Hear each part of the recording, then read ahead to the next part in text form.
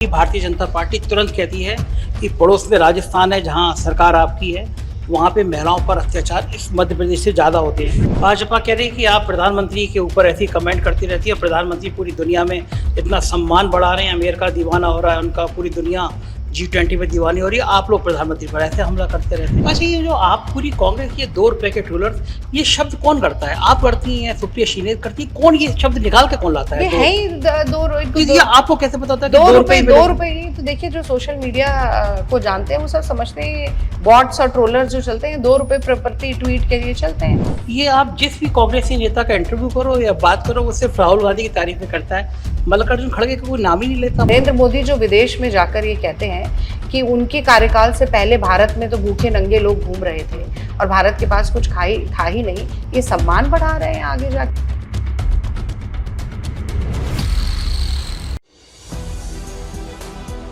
नमस्कार, मैं हूं संजय शर्मा, आप देख रहे हैं 4PM news network. Madhya Pradesh में कांग्रेस को बहुत सारी संभावनाएं दिखने लगी है। कांग्रेस ने अपना घोषणा पत्र पेश किया और लाइन लगा दी। उनकी ओल्ड पेंशन स्कीम बिल्कुल हिट साबित हो रही है और यहाँ पे बहुत तैयारी चल रही है कि किस तरह भारतीय जनता पार्टी को सत्ता से हटाया जाए। बहुत फायर ब्रांड नेता जो हैं कांग्रेस के, वो मध्य प्रदेश भेज दिए गए हैं। ऐसी फायर ब्रांड प्रवक्ता टीवी चैनल पे आपने उनकी जोरदार बहस देखी होगी।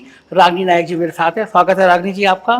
बहुत बहुत धन्यवाद। मुझे लग रहा था कि मध्य प्रदेश, चूंकि आप लग रहा है कि चुनाव जीत जाएगा, तो आप जैसी फायर ब्रांड लोगों को यहाँ पे भेजा जाना चाहिए था। क्या लग रहा है, क्या संभावनाएं दिख रही हैं आप? देखिए, वैसे तो कहा जाता है कि राजनीति स्वतः ही संभावनाओं का खेल है, पर मुझे लगता है कि यहाँ संभावनाओं से कहीं अधिक कांग्रेस के पक्ष में नजर आ रहा है। जो पिछले 18 साल की बदहाली रही, जिस तरह से प्रदेश को बर्बाद किया गया, मुझे लगता है कोई ऐसा वर्ग, कोई ऐसा क्षेत्र नहीं है जो शिवराज सिंह सरकार के कार्यकाल से दुखी ना हो, पीड़ित ना हो, परेशान ना हो। अब आप देखिए, मैं जब से यहाँ आई हूँ, मैं भोपाल में करीब 20 दिन से हूँ, आप अखबार के पन्ने पलट गए, एक दिन ऐसा नहीं आता जब बलात्कार की, यौन उत्पीड़न की खबरें ना हो।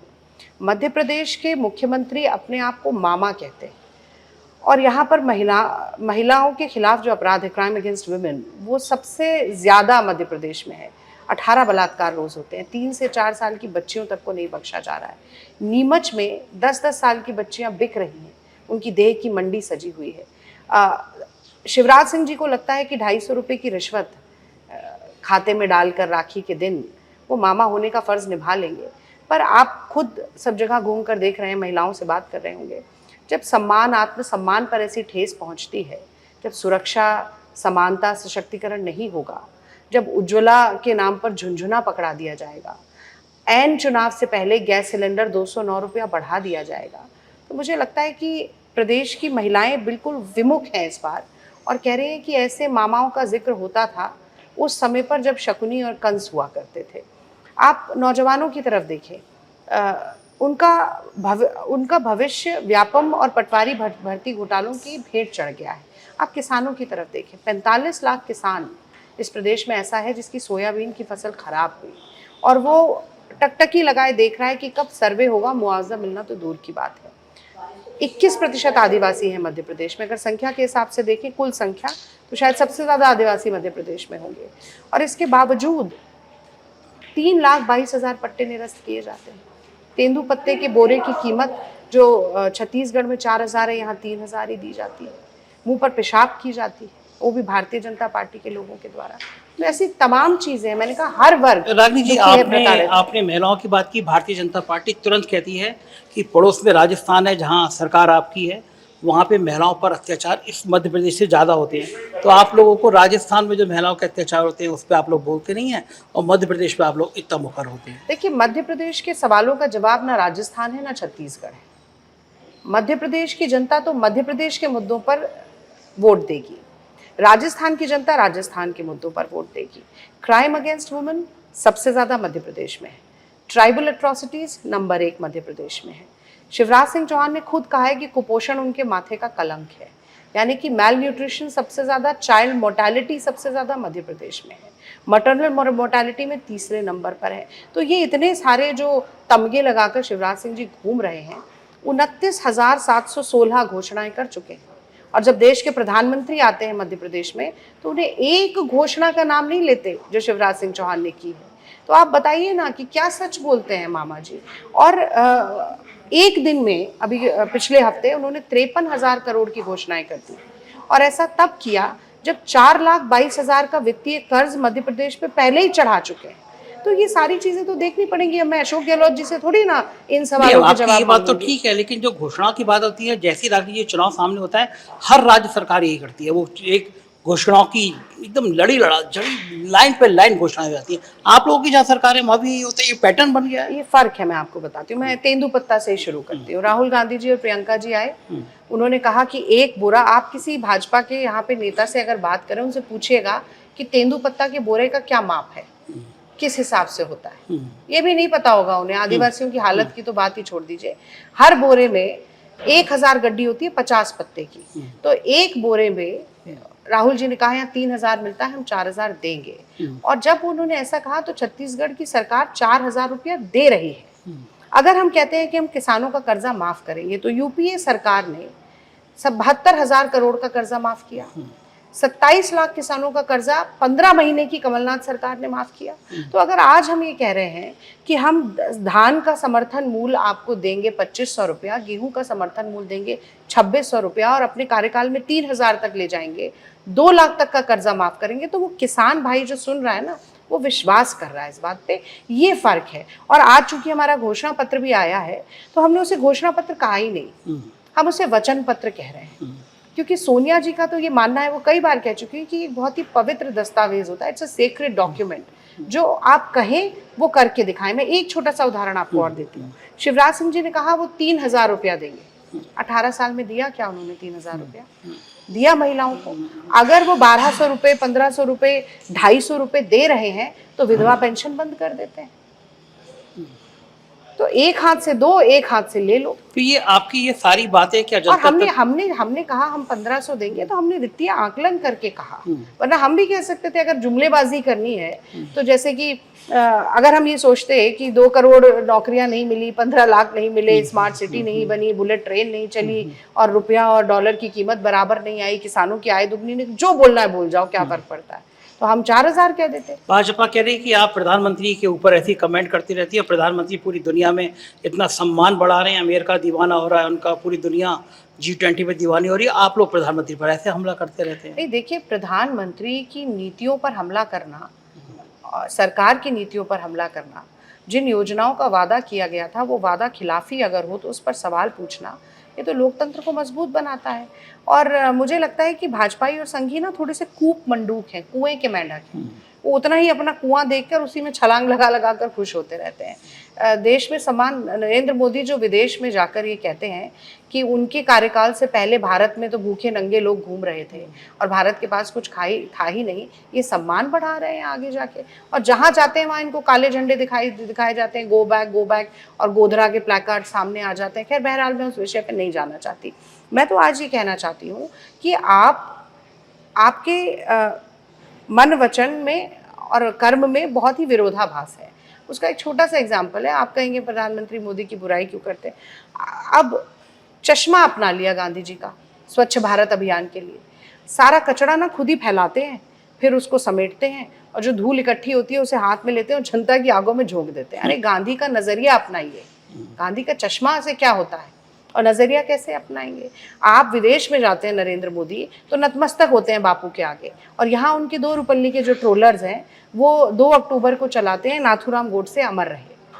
तो ऐसे प्रधानमंत्री और उनके चेले चपाटों के लिए अच्छे शब्द कौन बोले? अच्छा, ये जो आप पूरी कांग्रेस ये 2 रुपए के ट्रोलर्स, ये शब्द कौन करता है? आप करती हैं, सुप्रिया श्रीनेत करती है, कौन ये शब्द निकाल के कौन लाता है? ये है ही 2 आपको कैसे पता था कि 2 रुपए? तो देखिए, जो सोशल मीडिया को जानते हैं वो सब समझते हैं बॉट्स और ट्रोलर्स जो चलते हैं 2 रुपए प्रति ट्वीट के लिए चलते हैं, इसलिए इन्हें 2 रुपल्ली के ट्रोलर्स कहते हैं, और इतनी ही इनकी हैसियत है, इससे ज्यादा ये कुछ कर नहीं सकते। और आप देखिए, मैं आपको बताती हूँ, सोशल मीडिया का जो एनवायरनमेंट है ना, 4 करोड़, 5 करोड़, 6 करोड़ का एक पूरा इकोसिस्टम है, पर धरातल पर आप जाकर अगर देखें, मैं अब इन सब मजाकिया बातों से हम थोड़ा हट के आगे चले।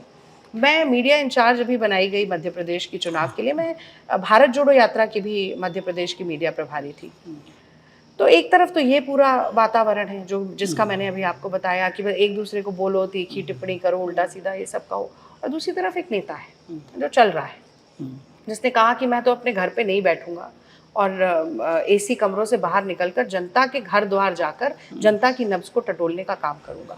और मुझे रश्मि रथी की वो पंक्तियां याद आती हैं कि वसुधा का नेता कौन हुआ, भूखंड विजेता कौन हुआ, अतुलित यश क्रेता कौन हुआ, जिसने न कभी विश्राम किया, विघ्नों में रहकर काम किया। तो वो बिना थके, बिना रुके, अविरल, निरंतर, सतत चल रहे हैं। कल मिजोरम भी चले और देखना चाहते हैं कि एक आम साधारण नागरिक के जीवन में कितनी परेशानियां हैं। वो ऐसा नहीं था कि सिर्फ भाजपा शासित प्रदेशों से गुजरे, वो कांग्रेस शासित प्रदेशों से भी गुजरे, वहाँ के लोगों से भी मिले।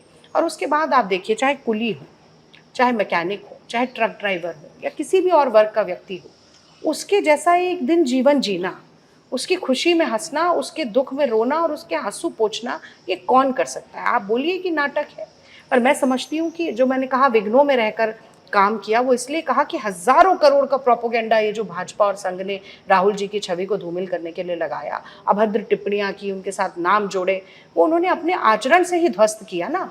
उन्होंने संवेदना के स्तर पे जनता से जुड़कर आज उस पूरे प्रोपोगेंडा को तहस नहस कर दिया। और मुझे लगता है कि भूतो न भविष्यति जैसा काम है। ये आप जिस भी कांग्रेसी नेता का इंटरव्यू करो या बात करो, वो सिर्फ राहुल गांधी की तारीफें करता है। मल्लिकार्जुन खड़गे का कोई नाम ही नहीं लेता, पार्टी के राष्ट्रीय अध्यक्ष और विचारों को कोई पूछता ही नहीं। देखिए, मल्लिकार्जुन खड़गे जी, जो व्यक्ति ब्लॉक अध्यक्ष से राष्ट्रीय अध्यक्ष तक की भूमिका में पहुंचा हो, उसकी तारीफ करना तो सूरज को दीपक दिखाने के समान है। इसीलिए आप नाम ही नहीं लेते नहीं, उनका। आपने सवाल पूछा, मैंने जवाब दिया। और मल्लिकार्जुन खड़गे जी कहाँ नहीं जा रहे हैं, आप बताइए? हर जगह जाते हैं, कांग्रेस पार्टी का प्रचार करते हैं, और उनका नाम ऐसा नहीं है कि हम नाम नहीं लेते। हर जगह, अभी तो मेरे पास मैनिफेस्टो नहीं है, सबसे आगे उनकी तस्वीर रहती है हर जगह। और बिल्कुल मुझे तो लगता है कि खड़गे जी जिस बेबाकी के साथ सभा में, सदन में और आपसी बातचीत में भी बोलते हैं, उससे कांग्रेस के संघर्ष के साथियों का मनोबल बड़ा बढ़ता है। और सबसे अच्छी बात ये होती है कि हर व्यक्ति सोचता है कि अगर मैं भी इस तरह से मेहनत करूं और वैचारिक तौर पर प्रतिबद्धता के साथ अंगद की तरह पैर जमा के खड़ा रहूं पार्टी के साथ, तो मेरे लिए भी स्काई इज द लिमिट, मैं भी कहीं तक पहुंच सकता हूं। तो इतनी बड़ी प्रेरणादायक शख्सियत खड़गे जी हैं, आप इस तरीके से उनका सरलीकरण ना करें। मैं ये वो दूसरे, जब साथियों की बात चली, इतने मन से साथियों की बात चली, आपने इतने जोड़ के इंडिया गठबंधन बनाया और मध्य प्रदेश का चुनाव आया, आपके साथी अलग हो गए, समाजवादी पार्टी ने अपने प्रत्याशी उतार दिए। नहीं तो देखिए, इंडिया गठबंधन राष्ट्रीय स्तर का गठबंधन है। हमने तो कभी नहीं कहा कि हर विधानसभा चुनाव में इस गठबंधन के हिसाब से ही सीट वितरण होगा और कुछ लोग लड़ेंगे, कुछ नहीं लड़ेंगे। 2024 के मद्देनजर वो रखा, अलायंस बनाया गया है। और अगर किसी प्रदेश के समीकरण ऐसे होते हैं कि उसमें 2-3 दल मिलकर चुनाव लड़ें, तो ज़रूर लड़ेंगे, और अगर नहीं होते हैं तो नहीं लड़ेंगे। लेकिन आप इसको ये कहें कि अरे ये तो इंडिया अलायंस था, ये तो बिखर गया, ये तो, ऐसी कोई बात नहीं है। इंडिया अलायंस की एक सरकार ने वो करके दिखाया जो देश में कोई नहीं कर पाया, वो बिहार में हुआ। जातीय जनगणना के सारे आंकड़े हम बाहर निकाल के लाए। राजद, जदयू और कांग्रेस, जब 3 दल एक साथ मिलकर इतना प्रभाव बना, और हमने किया। और नरेंद्र मोदी जी छुपा रहे हैं। मैं तो चाहती हूँ कि आप पूछें भाजपा के नेताओं से भी कि आप क्यों नहीं चाहते कि पता चले कि देश में कितने ओबीसी हैं, कितने दलित हैं, कितने आदिवासी। वो कह रहे हैं, मोदी जी कह रहे हैं आप हिंदू समाज को बांटना चाहती हैं जातियों के आधार पर। आप मुझे बताइए, क्या जातीय व्यवस्था सामाजिक सच्चाई है कि नहीं? एक अंग्रेजी में कहावत है, ऑस्ट्रिच अप्रोच। उसमें क्या होता है ना, शुतुरमुर्ग बन जाना, कि शुतुरमुर्ग को जब लगता है कि खतरा आ रहा है तो वो मिट्टी में अपना सर दबा लेता है और सोचता है कि अब खतरा टल गया। तो ये ऑस्ट्रिच अप्रोच से क्या होगा? जो सच्चाई है उसका आपको सामना करना पड़ेगा। और सच्चाई ये है कि पिछड़ा समाज पिछड़ा ही है। अब आप चाहते हैं वो पिछड़ा ही रहे, उसको पिछड़ा ही बोलते रहें। 90 आपके बड़े आला कमान अफसर जो हैं सरकारी महकमे में, उनमें से 3 ही सिर्फ ओबीसी हैं। उस दिन राहुल जी ने प्रेस वार्ता में पूछा कि पत्रकारों में क्या ये है? तो आप किसी भी जगह पर खड़े हो, प्रभावशाली जगह पर, और वहाँ पर जानने की कोशिश करें कि जो पिछड़ा वर्ग है या जो हाशिए पर खड़ा हुआ वर्ग है, उसका कितना प्रतिनिधित्व है। पलट के बीजेपी ने कहा कि जब आप लोगों की सरकार थी यूपीए की, तब भी पिछड़ी जाति के इतने ही अफसर तैनात थे, आप लोगों को भी ध्यान नहीं आया? देखिए, इतिहास के पन्ने पलटना बहुत आसान है। अब आप 70 साल अगर हमने कुछ ना किया होता तो 70 साल हमारी सरकार रहती। कुछ तो किया ही होगा ना। तो ये 70 साल तो इन्होंने एक जुमले की तरह ले लिया है, पर अब 10 साल तो मोदी जी को हो गए, 18 साल शिवराज सिंह चौहान को हो गए। तो मोदी जी जो दशकों की बात करते हैं कि इतने दशकों से कुछ नहीं हुआ, दशकों से कुछ नहीं हुआ, मुझे तो लग रहा था शायद शिवराज सिंह जी पे ही ताना मार रहे थे। बहरहाल अब तो मैं ये जानना चाहती हूँ कि आप, मोदी जी के हाथ में एक बहुत मजबूत शस्त्र आया था और उससे वो एक बहुत ही ऐतिहासिक निर्णय ले सकते थे, महिला आरक्षण। आज अगर महिला आरक्षण बिना शर्त के लागू हुआ होता तो विधानसभा चुनाव में 33% टिकट देना अनिवार्य होता, कांग्रेस के लिए भी, भाजपा के लिए भी। महिला के सामने महिला लड़ती तो महिला ही जीतती और 33% महिलाएं विधानसभा में आकर बैठती। अगर प्रदेश की महिलाओं को इस अधिकार से किसी ने वंचित किया है तो वो नरेंद्र मोदी। 16 साल के लिए टाल दिया, उसके साथ जनगणना और परिसीमन जोड़ दिया। 16 साल किसने देखा है, कौन रहेगा नहीं रहेगा किसे मालूम है। तो जो वो कर सकते थे सिर्फ इसलिए कि महिलाएं हमारे प्रति सहानुभूति रख लें, पर हमें उनको अधिकार ना देना पड़े। देखिए किस तरीके से हाथी के दांत खाने के और दिखाने के और इसे मोदी जी चरितार्थ करते हैं और वही मामा जी यहाँ पर चरितार्थ करते हैं। लोग एक सवाल करते हैं कि उधर तो मोदी जी हैं, इधर अगर नेता कौन होगा ये तय नहीं। अच्छा, आप किसको मानते हैं, मोदी के मुकाबले में खड़गे या राहुल? देखिए मोदी जी के मुकाबले में जो राहुल गांधी हमारे सर्वोच्च नेता हैं और मैं तो राहुल गांधी जी को ही देखती हूँ। और हम मोदी जी से मुकाबला करना, आप इसको एक प्रेसिडेंशियल डिबेट टाइप का मत बनाइए, प्रेसिडेंशियल फॉर्म ऑफ कॉन्टेस्ट मत करिए। एक्चुअल में ये सवाल पूछते हैं लोग, पूछते हैं तो लोगों को सब पता है, जो पब्लिक है ये सब जानती है। आप उसमें चुटकी लेने के लिए भी पूछ रहे हैं, वो अलग बात है। अच्छा, राहुल गांधी के नेतृत्व में कांग्रेस पार्टी ने बहुत नए आयाम हासिल किए। और आप जो आप कह रहे हैं भारत जोड़ो यात्रा, राहुल गांधी का नाम क्यों ले रहे हैं, लेना जरूरी है संजय जी, क्योंकि उसके बाद आपने देखा कि बहुत सकारात्मक परिवर्तन जनता के मन में, ये मानती हूँ कि यात्राएं ना बहुत ट्रांसफॉर्मेशनल होती हैं। वो उस व्यक्ति में भी बहुत सकारात्मक परिवर्तन लाती हैं जिसने यात्रा की, और जो यात्रा करता हुआ देख रहा है उसके दृष्टिकोण में भी। वो आपको हिमाचल में भी देखने को मिला, वो आपको कर्नाटक में भी मिला, और आप खुद मध्य प्रदेश घूम रहे हैं, अब आप राजस्थान भी जाएंगे। राजस्थान भी, जहाँ जिसे ये कहा जा रहा था कि ये तो हर 5 साल में सरकार बदलती है, कांग्रेस हारेगी ही, आज ओपिनियन पोल उसमें भी कांग्रेस को जीतता दिखा रहे हैं। तेलंगाना में भी हमें आगे दिखा रहे हैं।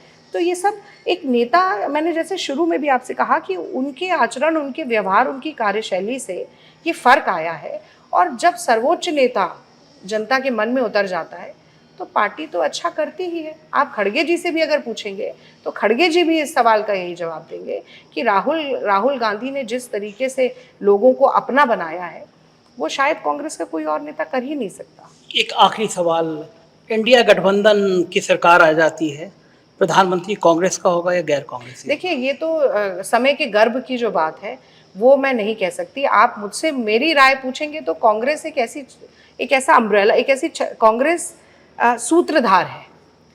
कांग्रेस की एक पैन इंडिया जो राजनीतिक दल होता है उसकी छत्रछाया में ही ऐसे गठबंधन फल फूल सकते हैं। तो कांग्रेस के बिना तो कोई गठबंधन का मतलब ही नहीं है, क्योंकि अगर आप ये कहें कि समाजवादी पार्टी के केरल में क्या वोट होंगे, या हम कहें कि ममता जी के गुजरात में क्या वो वोट होगा, तो सबको एक साथ एक माला को पिरोने वाला जो धागा है वो कांग्रेस पार्टी है। और मुझे तो ये लगता ही है कि कांग्रेस पार्टी की इतनी सीटें आएंगी ही और प्रधानमंत्री कांग्रेस पार्टी के ही होंगे।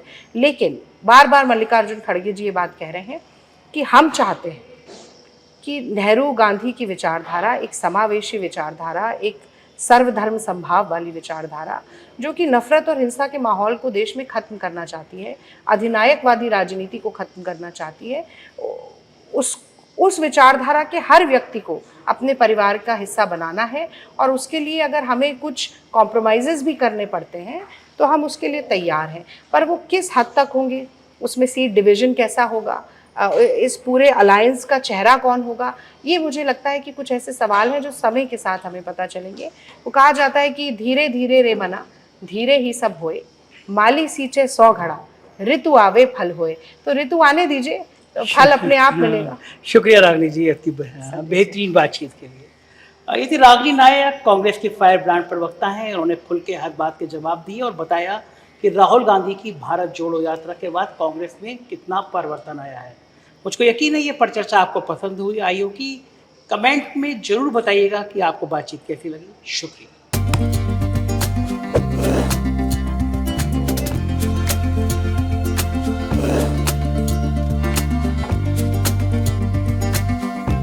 धन्यवाद।